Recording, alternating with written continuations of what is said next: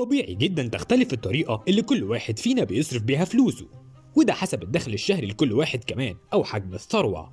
ونحلم ونقول لو معايا $1,000,000 لكنت اشتريت كذا وكذا وكذا، وأجرت المكان ده وفتحت المشروع ده وجبت العربية دي.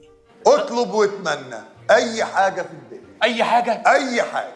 طب تخيل بقى لو كان معاك $100,000,000 هتعمل بيهم إيه؟ أكيد أحلامك هتكبر ومشترياتك هتكبر. حلو قوي. طب تخيل كده إنك معاك $100,000,000. هشتري دماغي، هشتري كرامتي، هدلع بابي، هدلع مامتي. طبعا معظمكم عارفين الراجل اللي واقف في الطابور ده وحاطط ايده في جيبه مستني دوره زيه زي اي حد، بس بصراحة هو مش زي اي واحد. ده يبقى بيل جيتس مؤسس شركة مايكروسوفت، تاني اغنى راجل في العالم وقت ما الصورة اتاخدت من 4 سنين، وهو دلوقتي رابع اغنى واحد في العالم، ما بعيدش قوي يعني، مع حوالي $113 مليار، وده بعد ما طلق ومراته اخدت منه نص ثروته كمان.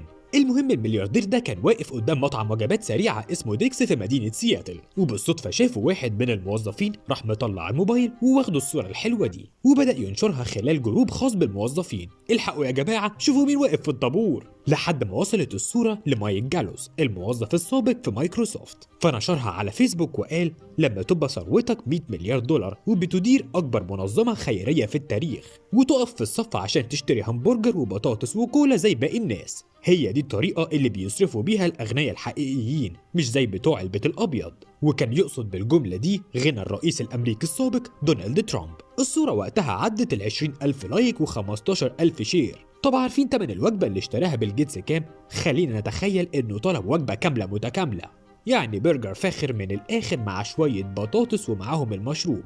كل ده كان بالكتير حوالي $8، ده اللي هو كده مسرف ومبذر يعني. ودي كانت شوية من التعليقات على الصورة. واحد كتب كان ممكن بيل جيتس يشتري سلسلة المطاعم كلها أو حتى يبعت واحد يجيب له الوجبة، لكنه استنى في الطابور زي أي شخص عادي. وتعليق تاني بيقول بيل جيتس واقف عادي جدا من غير هيصة ومش متوقع معاملة خاصة. هو ليه بعض الناس الأكثر نجاحا في العالم متواضعين؟ بيل جيتس أنت مصدر إلهام.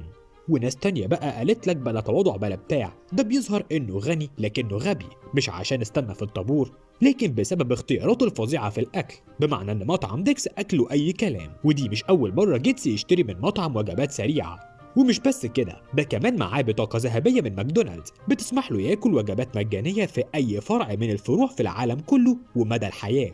ومش جيتس الملياردير الوحيد اللي بيعمل كده، لكن كمان وارن بافيت اشهر مستثمر امريكي اللي بتقدر ثروته بحوالي $110 مليار. عنده علبة في عربيته بيخلي مراته تحط له فيها $2.61 أو $2.95 أو $3.17، والمبالغ دي مخصصة لوجبات الفطار، ودي أسعار وجبات الفطار في ماكدونالدز.